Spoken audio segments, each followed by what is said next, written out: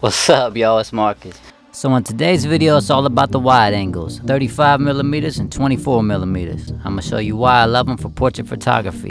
We're gonna hit the beach with a couple of my model friends. Then we're gonna go to my buddy Charles Long's house. I'm gonna shoot some inside natural light stuff. So I'm gonna give you the rundown on how I got these images, and then we're gonna jump into Lightroom. We're gonna edit some of these images together with some of my presets.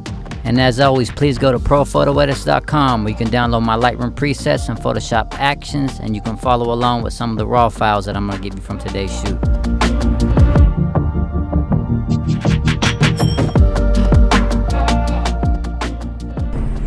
In the elevator going to see Mr. Long, Mr. Charles Long, the world famous. What it do?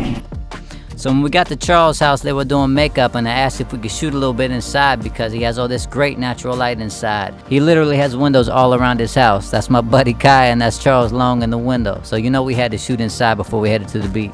So when you have such soft diffused light, you can kind of pick any angle you want. I'm just using natural light right now with the 24mm 1.4 on my Sony A7riii, and I'm going to show you the difference between that and a 35 in a second. But first, I just wanted to show you why I picked this angle. The colors. The color in the background is a blue wall with a nice painting to it. I have her up on a blue chair, and the colors were just perfect, and the angle was right for this shot.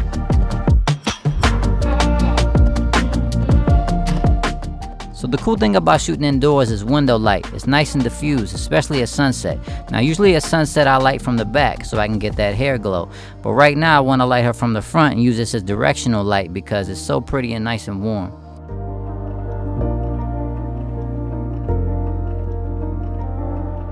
So this switched to the 35 with Deanna. I wanted to shoot on the Z7 a little bit with the Sigma R35 1.4 and get a different background.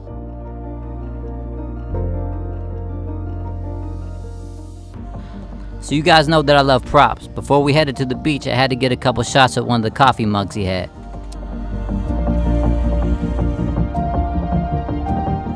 So this hit that beach B-roll with the Nikon Z7 and the 35 handheld.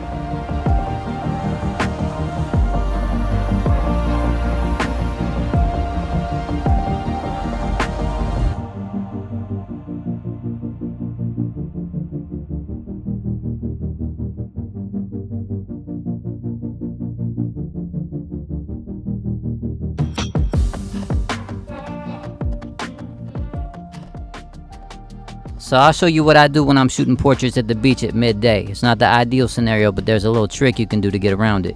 So my buddy Jeff is holding a big reflector. Now you can use a reflector to block the light off the model's face. The only thing you have to be careful about is to not get the shadow of the reflector in the shot. So for the rest of these shots, anytime the light's out, my buddy's gonna be holding a reflector, blocking the light off the model's face so I can expose for the face and there won't be any harsh highlight. So we found some really cool rocks and the model has some epic hair, so we just decided to shoot down and try to show off her hair blending in with the rocks. The color scheme was right and it turned out perfect with the 35 on the Z7.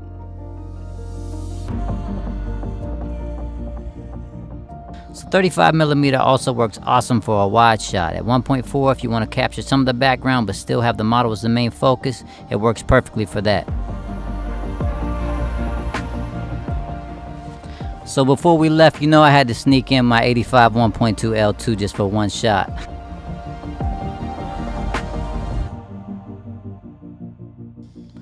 So let's hop into Lightroom real quick, and I want to play a little guessing game and let you guys guess. So I guess the scenario is if you can only have one of these lenses, the 35 or the 24, because it really doesn't make sense to have them both unless you just can afford it for whatever reason. Which one would you take? So which one is which? On the right here is the 24 file, and that's the file that I edited for you guys earlier in the video. Over here on the left is the 35 file. This is on the Z7. On the right's on the A7riii, which really doesn't make a big difference. I just have two cameras, one in each hand, because I always shoot 35 and 24 in case I'm just not feeling the 24 file. I know that I always love the 35. But I picked the one on the right just because it was the better pose. You know, it was a better angle, the better lighting through the window, and I just liked it better. But if I had to pick a better portrait lens all around her, I would definitely take the 35. There's less distortion. It just works in pretty much every scenario you can think of. The 24 I only pull out once in a great while, and I always have the 35 on the other camera. Like maybe when I'm on the clock tower, I use the 24 a lot. Something that I really need to be wide and super wide, maybe inside of a car. But outside of that, if you're not shooting Sony, they have a 24 to 35 f2 Sigma Art lens that I also have that I run video with. But it's a really epic lens, so maybe look into that. But if you only have one lens, man, the best value on the market to me is a 35 1.4 Sigma Art. You can get them used for like $500 and it's just a great value. But you can definitely find uses for both. This is the 24 shot wide open on the Sony with my preset on there. This is a 35 1.4, and you're still getting a lot of background, you're still getting a lot of separation, and I would just take this lens over the 24. 24 second. Get your 35 first, in my opinion. Until next week, it's Marcus, man. I love y'all.